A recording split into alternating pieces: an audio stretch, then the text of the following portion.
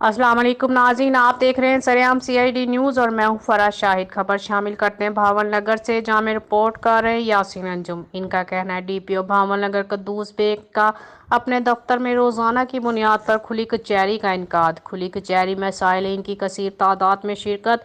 اس موقع پر DPO بھاول نگر نے اظہار خیال کرتے ہوئے کہا کہ کھلی کچہری کا مقصد عوام الناس کو ان کی دہلیز پر مسائل کے حل کے لیے ایک پلیٹ فارم مہیا کرنا ہے تاکہ وہ بلا جھجک اپنے مسائل پیش کر سکیں۔ اس کے علاوہ بھی میرے آفس کے دروازے تمام سائلین کے لیے ہر وقت کھلے ہیں۔ DPO نے مزید کہا کہ ضلع کو جرائم سے پاک کرنے کے لیے پرعزم ہے اور جرائم پر قابو پانے کے لیے تمام وسائل بروئے کار لائے جا رہے ہیں۔